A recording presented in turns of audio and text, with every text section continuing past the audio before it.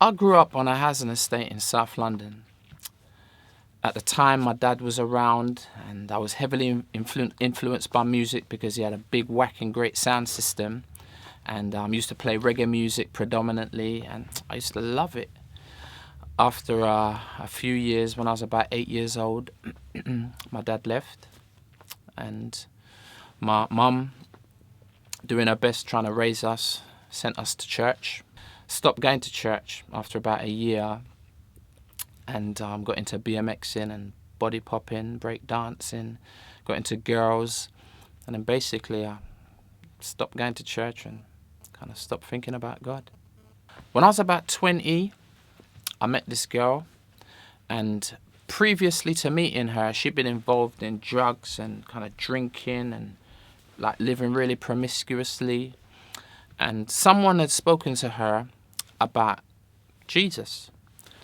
And she was like, nah, man, not really interested in Jesus. And God, Jesus is not going to be interested in me because I'm I'm saying, the kind of the things that I do. Then after about 2 or 3 years, a friend of hers became a Christian. And this friend invited her to church. And so she was like, sure, I've tried different things and nothing's worked. She tried it. And she went to church. She came back with a Bible. We were living together at the time. She began to really change. Stopped drinking, stopped smoking. And one day she just said to me, you know what, Robert? No more sex. I was like, I thought, you know what? She must be in some kind of a cult. She says to me, look, why don't you come to church? And I thought, yeah, I'm going to come to church. And I went along, and I took a friend of mine along with me, kind of like for moral support. When I got there, it was not what I expected. Kind of halfway through the message, I was really stunned because what the preacher was saying really made sense. And for the first time in my life, I really begun to really understand the good news about Jesus. Now, initially, it wasn't good news. It was bad news because he made me aware that I was a sinner. Now, I knew that because of some of the things that I'd done in the past, but I didn't realize that there was a penalty for sin, and that the penalty was eternal separation from God in hell.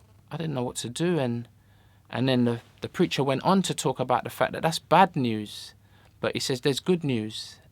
And he went on to say that even though God was going to punish sinners because of their sinful lifestyles, God at the same time wanted to forgive.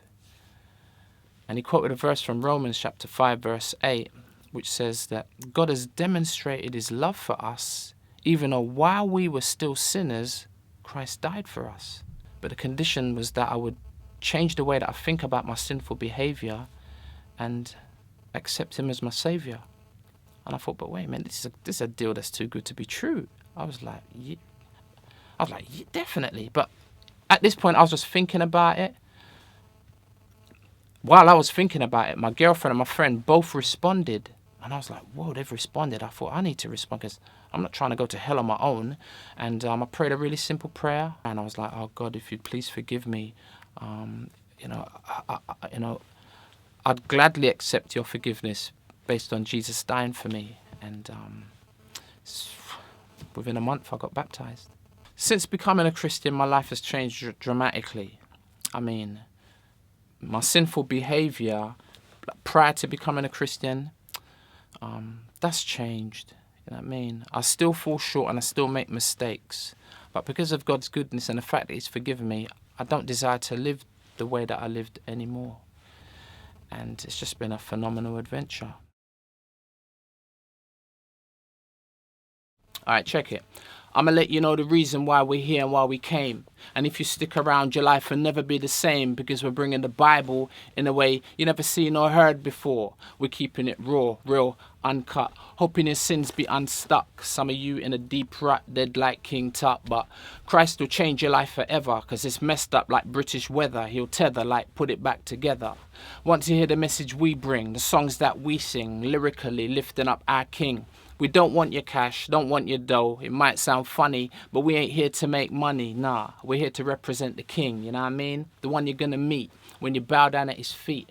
And every tongue will confess that Jesus Christ is Lord. Watch God fulfill his word. You can't say you never heard.